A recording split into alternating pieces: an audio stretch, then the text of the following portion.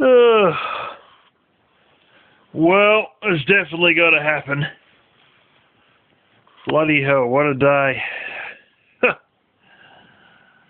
I spent probably, it wasn't too bad a run. You know, most times it's an hour and a quarter or an hour and a half one way.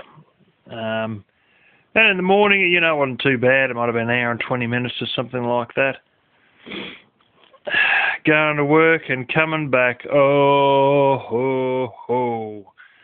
What a fucking shitstorm. I mean, what a shitstorm.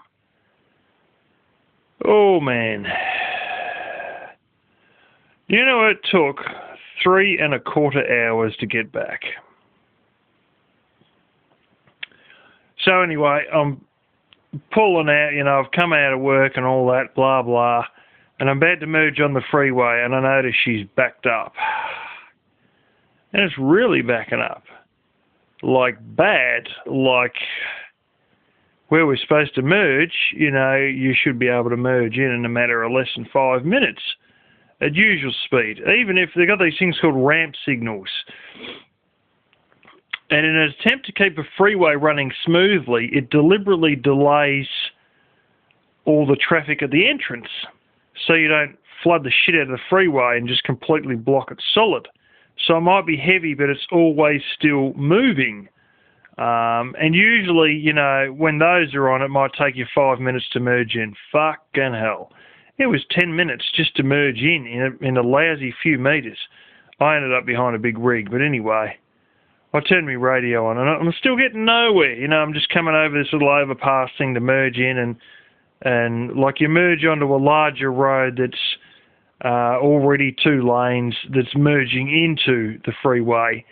And, you know, sure as eggs, well, yeah. Just that last friggin' quarter mile. Woo-hoo. 10 minutes had gone past, and I'd only gone about 200 yards, and I thought, fucking hell. So I turned the radio on, sure as eggs. Freeway's bloody closed up ahead. You know, once again, there's a crash. Well, they've closed all 4 lanes. All 4 lanes. Whole lot of them. So, and, you know, and that's going to back up further, and they're going to blah, blah, close something else, or you know, the crash has blocked 4 lanes, and they're, you know, closing these 4 lanes. I didn't get what it was saying, but basically, they said it was game over. And I think it might have been game over properly for some people, because I'm sitting there and I hear this bam, bit of a horn. I didn't take much notice. And then 2 minutes later, I can see in my rear view mirror, it's this blooming van fairly close behind us, like, you know, probably a few cars back from me, like 3 cars back or something. Feed-up van, blooming flashing lights on the top. And anyway, it's a police van, and it goes past me. You know, it's just a fairly basic-sized Volkswagen van, new, of course. And as it goes past me, it's got the words Crime Scene Services written on the side. And it's like, okay then, why the hell would they need that? Is this an actual crime as such? Is it a criminal act that's... And later on, the penny dropped. The ambulances might have some of these things. I'm not too sure that the ambulance does, but I wouldn't be surprised. But I know who would have these things, and that would be Crime Scene Services. And you know what I'm talking about. Body bags.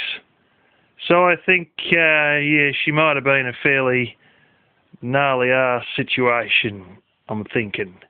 I don't know if someone died or freaking what, but I think they would have. I'm almost certain 1 or 2 people would have died if they closed the freeway. But there's something I'm noticing here. You know, when I first started working at this place, by March, I'm going to work there 2 years. When I first started working at this place, we had like, you know, maybe 3 in the last nearly 2 years of these freeway closures. And you look at it now, And honestly, it's every week or every second week. You know, for fuck's sake, it was like a month ago that I couldn't even get to work. And I was looking at my phone bill on my phone because I got, you know, the bill coming through.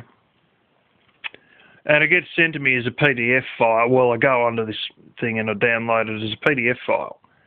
And so I never really looked at it because I just, you know, like get it up, bang, first page, you know, you got your fucking address, the phone number, the account number of the phone, blah, blah, all that bullshit.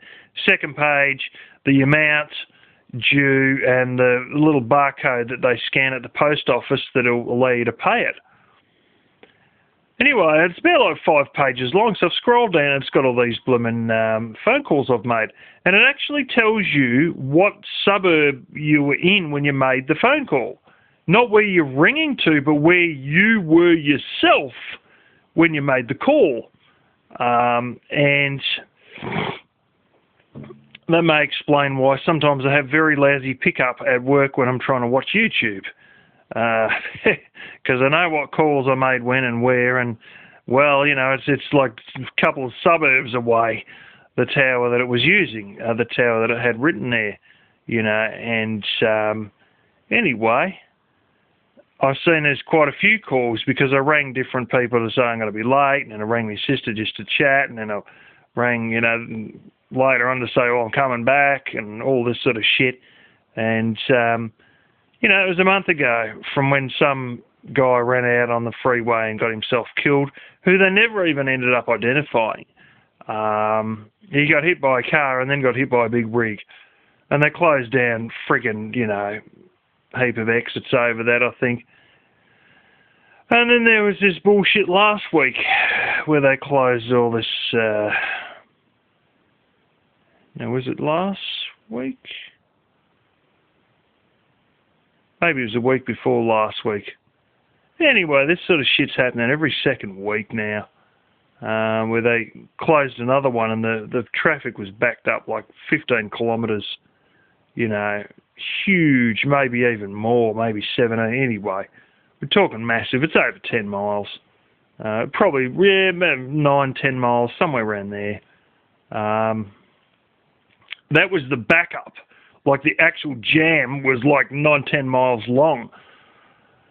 And you just think, fucking hell, you know. And that was like, you know, 2 weeks ago or a week ago. I remember because it was on the Monday and I got to work with 5 minutes to spare.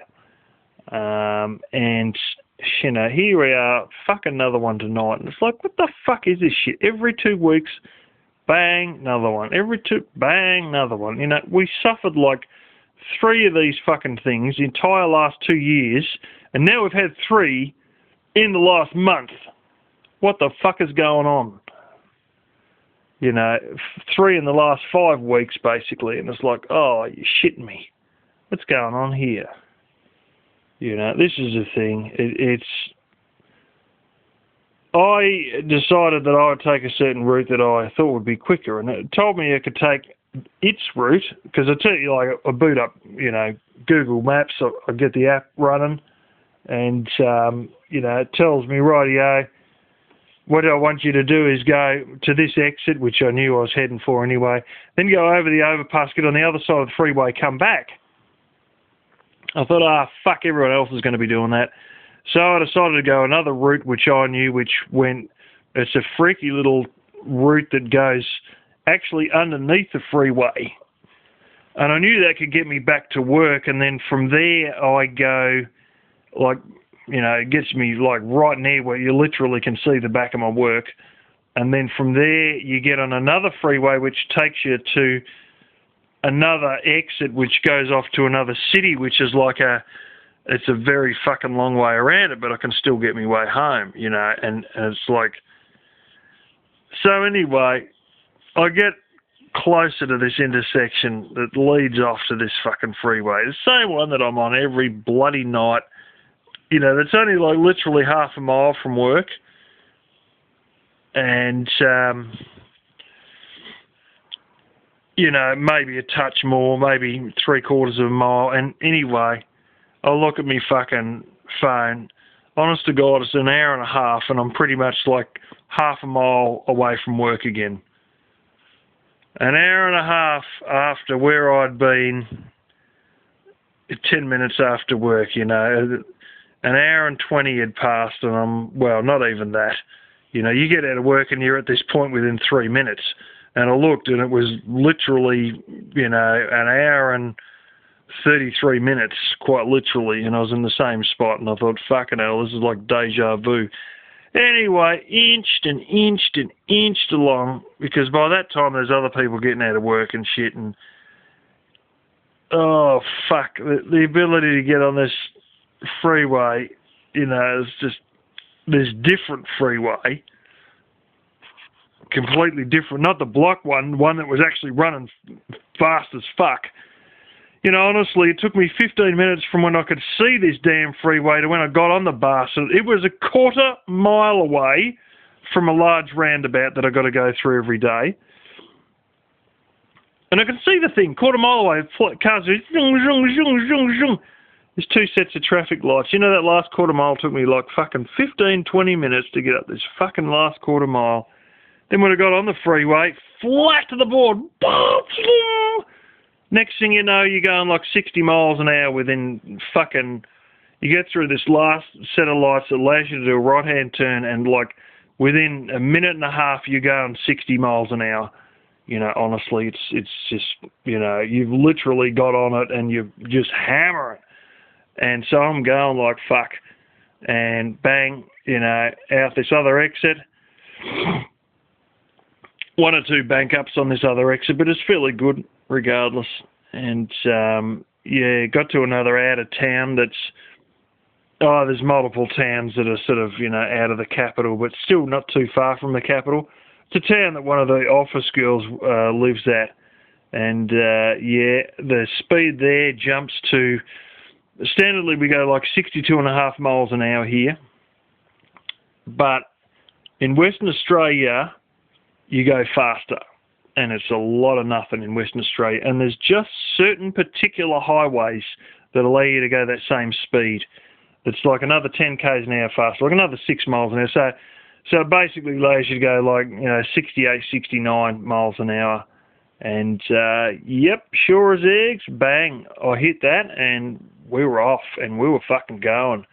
And yeah, at the end of the day, we had to divert through a lot of bullshit, and I went through another area that's a lot of fucking open paddocks and bullshit. You can go right to another city and divert back through, but there's another smaller town that's got another road that goes. So I went to this smaller town, and I've got to go through a bit of fucking sort of bush area. And when I had my other car, I'd only had it for 6 weeks, and I hit a fucking kangaroo and fucked up the left side of it. Oh shit, I was pissed. 6 weeks, I couldn't believe it had happened. It had fucking smashed the shit out of the front fender of this thing, shattered the fucking headlight and everything. Only a little baby roo, but yeah, I had to go up that road. Thankfully, the sun wasn't going down. I don't know why, but there were 2 cop cars sitting up that road, and one was just coming down towards me, and then I see another one like literally less than 100 yards away, and I'm like, what the fuck's going on here? I don't know what was happening there. Anyway, no kangaroos, but I wasn't driving very fast on that road, and yeah, not too long after all that diversion through paddocks and a bit of bush, and then, you know, bingo, before you know it, we're back home. But oh man, I've been looking at fucking vans. There's one I saw. It's not too far away. It's not too bad a price, but it needs another tailgate. Basically, tailgate's rusting as shit, you know. But the price is pretty good on it, actually. $3,800. It's a Toyota. I've seen another one that's a very small Toyota. That was $2,800. And I thought, oh shit, how many Ks has it done? Well, you know, it's not too bad. 224. What's that work out? It's was it 230 something, 236, something like that. Wasn't too bad, you know. It was like about What's that work out? 20, it was probably like 130, 140,000 miles. But it had another engine put in it that had done 60,000 miles.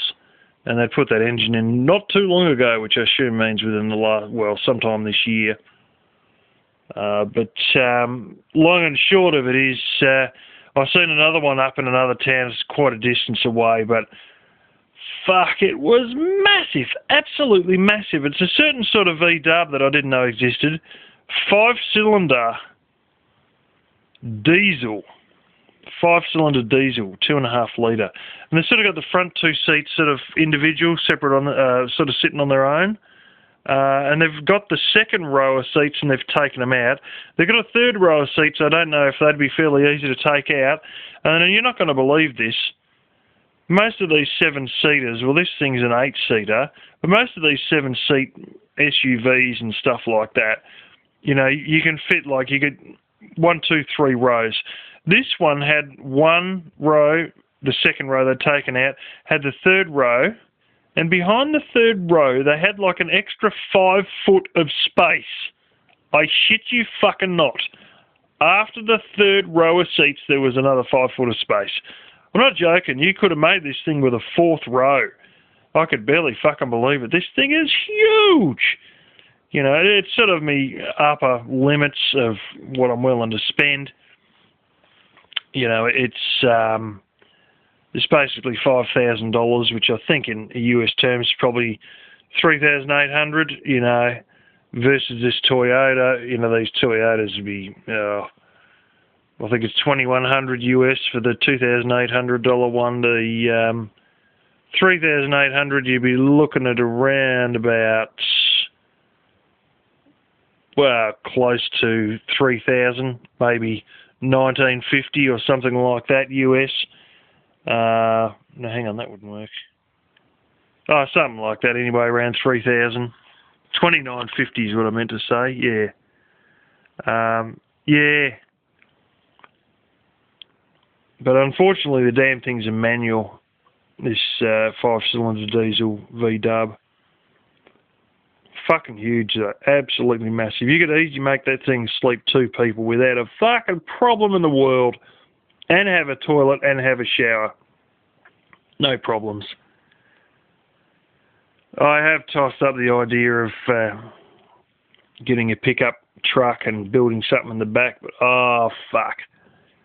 It'd be a lot easier just to get a van, you know what I'm saying? It's already a complete shell, it's already got doors on it that are already waterproof, everything's all enclosed, you don't need to fuck around trying to build like your own frame thingamajigger that's going to leak like shit until you're covered in silicon and blah, blah, blah. It's just the whole circus I don't need to deal with, you know what I'm saying? Making a waterproof thing with a lockable door on the back of it and then painting it all so it doesn't look like fucking bare galvanized steel, It's another whole circus you don't need to deal with. And I tend to notice something too, a lot of these things you're seeing online, they get a lot of views. So the price is automatically sort of, you're not going to get a cheapie. There's no such thing as a cheapie really because, the price is inflated because they know this thing's going to get several hundred views at least versus sticking it on the front lawn with a fucking for sale sign on it. And the thing is that some of these people, like my parents, my dad learned how to use Google Maps and stuff, but really speaking, you got a lot of people who are baby boomers, but then there's like your early wave of, maybe not baby boomers, maybe they were born during the war, And there's people out there who, long and short of it, they're older than my parents. And some of them, their driving days are behind them. And some of them have a habit of, they sort of, it's very common for them here to they have their 401k, or we call it superannuation. You may also know it as IRS. The IRS, 401k, superannuation, whatever you want to call it. And they often get it out in a lump sum. And one of the things that people do, they retire, they get out their money in a lump sum, and then they go buy themselves a new car. And then they're sort of ticking around, 15 years down the track. They're sort of, 75, 78, and it's like, oh, there's a certain point there where they, by law, they test you every year. And some of them, like, they didn't, because superannuation only started in, like, 1988, I think it was officially, like where they force you to have it. It was an option in the, maybe from 1984, but by 1988 it was, like, compulsory to have it. But some good companies had it, from probably 82, 84. Just as extra perks to bring people into the company.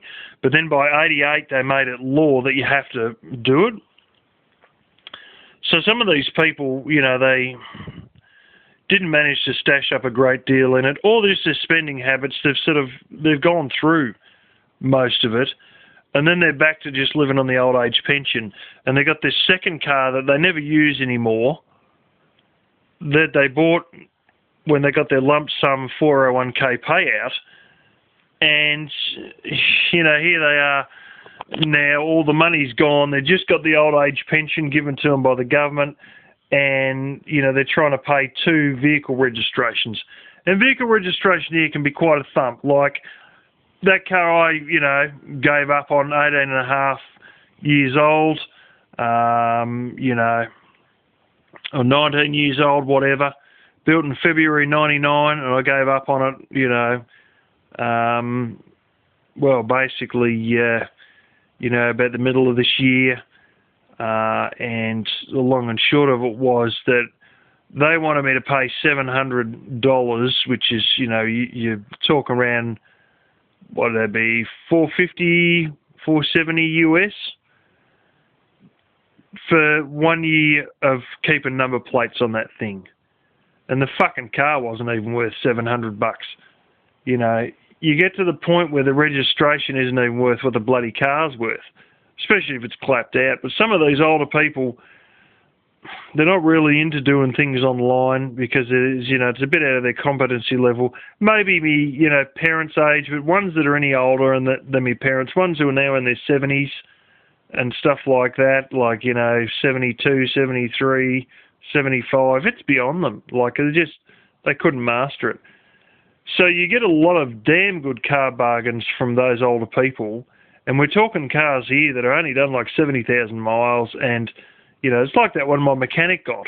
The equivalent price was about $300 US for this thing, and it done about 74,000 miles, and he said he got in this thing and it drove like a fucking new car. There's no rattles, no squeaks. The suspension was perfect.